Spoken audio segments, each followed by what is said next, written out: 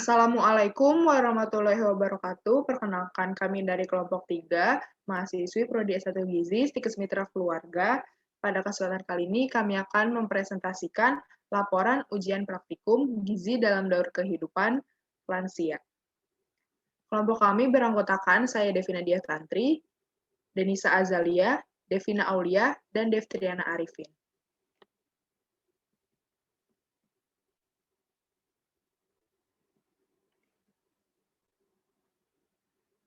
Untuk yang pertama, di sini ada studi kasus lansia.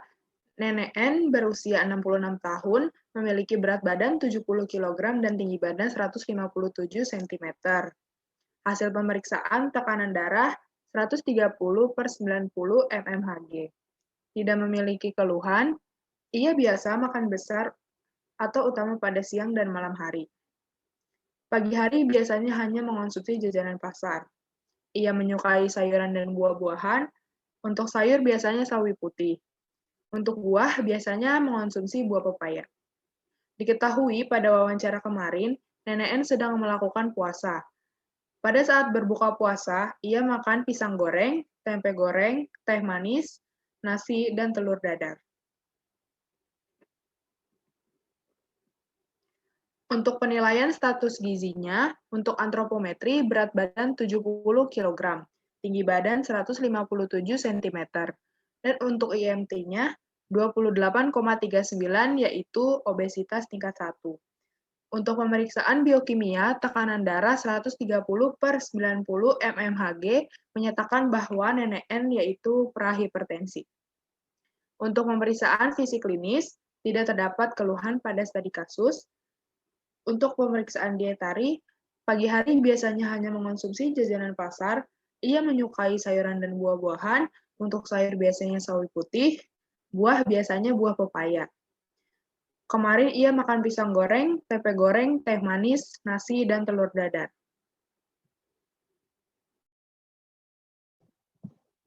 Untuk selanjutnya, ada tabel recall.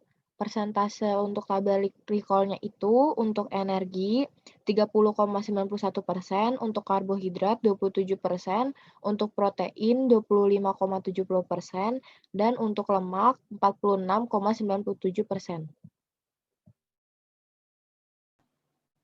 Selanjutnya, untuk perhitungan kebutuhan gizinya, yang pertama kita mencari BMR dulu.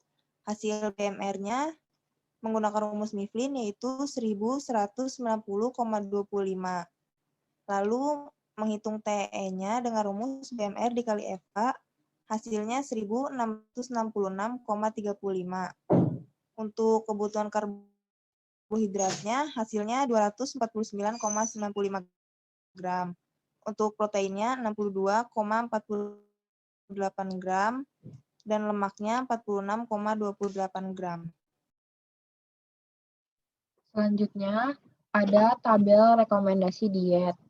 Untuk persentase rekomendasi dietnya itu ada energi 86,43%, ada karbohidrat 82,01%, ada protein 96,03%, dan untuk lemak ada 86,43%.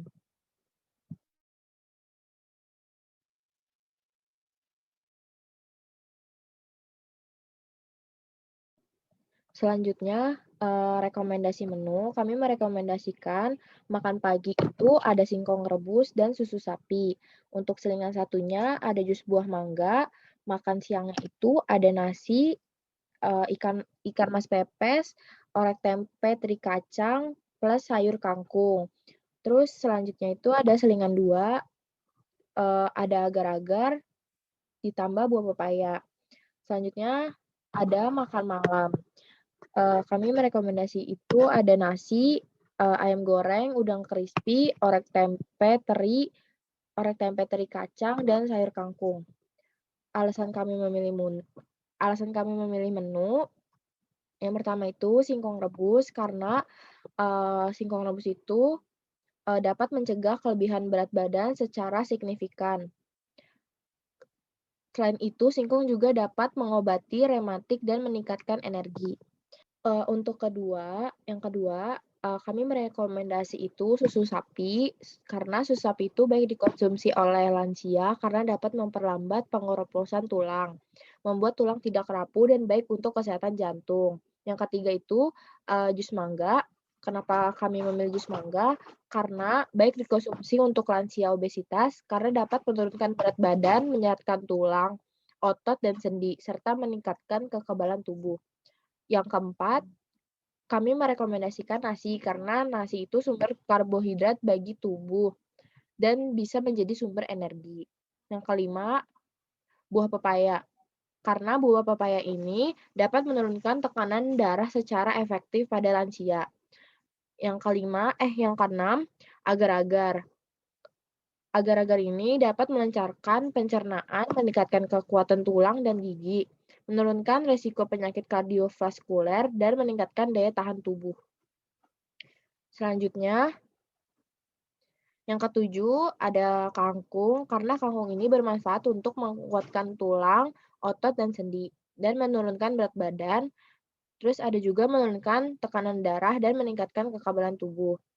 Yang ke-8 ada tempe. Sama seperti sumber protein nabati lainnya, tempe juga memiliki kandungan nutrisi yang tinggi protein, vitamin, dan mineral, tetapi rendah natrium dan karbohidrat. Tempe juga merupakan sumber kalsium yang baik. Yang ke-9 ada ikan mas. Kenapa kita memilih ikan mas? Karena ikan mas mengandung asam lemak omega 3 dalam jumlah tinggi yang melindungi kesehatan jantung.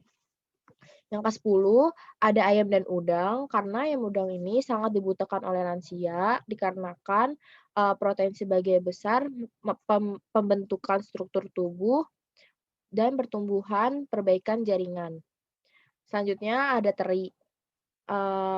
Karena teri ini kaya nutrisi yang baik bagi kesehatan, mampu menjaga kesehatan jantung dan baik untuk kesehatan tulang. Selanjutnya ada prinsip dan syarat diet pada lansia. Prinsipnya yaitu memenuhi kebutuhan gizi lanjut usia sesuai dengan kondisi responden lanjut usia. Lalu syaratnya, pada dasarnya kebutuhan gizi pada lanjut usia mengikuti prinsip gizi seimbang. Konsumsi yang cukup dan seimbang bermanfaat bagi lanjut usia untuk mencegah atau mengurangi resiko penyakit degeneratif dan kekurangan gizi. Kebutuhan gizi lanjut usia dapat dihitung secara individu. Yang pertama adalah makan makanan aneka ragam. Makanan yang beraneka ragam adalah makanan yang terdiri dari minimal 4 sumber bahan makanan, yaitu makanan pokok, lauk pauk, sayuran, dan buah. Semakin beraneka ragam makanan dan juga bervariasi jenis makanannya akan semakin baik. Yang kedua adalah makanlah makanan untuk memenuhi kecukupan energi. Karbohidrat diperlukan untuk memenuhi kebutuhan energi. Bagi lanjut usia, dianjurkan untuk memilih karbohidrat kompleks seperti beras, beras merah, havermouth, jagung, sagu, ubi jalar, dan juga umbi-umbian.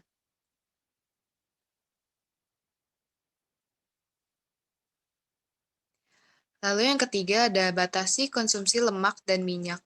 Bagi lanjut usia, mengkonsumsi makanan yang mengandung lemak tinggi tidak dianjurkan, dikarenakan dapat menambah resiko terjadinya berbagai penyakit degeneratif seperti tekanan darah tinggi, jantung, ginjal, dan lain-lain. Yang keempat, biasakan makan pagi. Makan pagi secara teratur dalam jumlah yang cukup dapat memelihara ketahanan fisik, mempertahankan daya tahan tubuh, dan meningkatkan produktivitas kerja. Lanjut usia sebaiknya membiasakan makan pagi agar selalu sehat dan juga produktif. Yang kelima, minumlah air bersih dan aman yang cukup jumlahnya. Air minum yang bersih dan aman adalah air yang tidak berbau, tidak berwarna, tidak berasa, dan telah dididihkan serta disimpan dalam wadah yang bersih dan tertutup. Air sangat dibutuhkan sebagai media dalam proses metabolisme tubuh. Lalu yang terakhir adalah lakukan aktivitas fisik dan olahraga secara teratur. Agar dapat mempertahankan kebugaran, lanjut usia harus tetap berolahraga. Aktivitas fisik sangat penting peranannya bagi lansia. Dengan melakukan aktivitas fisik, dapat mempertahankan dan juga meningkatkan derajat kesehatannya. Namun, perlu dilakukan penyesuaian terhadap aktivitas fisik tersebut. Berikut referensi yang kami gunakan, dan di sini ada lampiran foto makanan yang kami rekomendasikan. Dan yang terakhir di sini ada lampiran screenshot wawancara dan diskusi bersama lansia. Cukup sekian presentasi yang dapat kami lakukan pada kali ini. Semoga hasilnya bermanfaat untuk kedepannya kelak. Kurang lebihnya mohon maaf. Wassalamualaikum warahmatullahi wabarakatuh.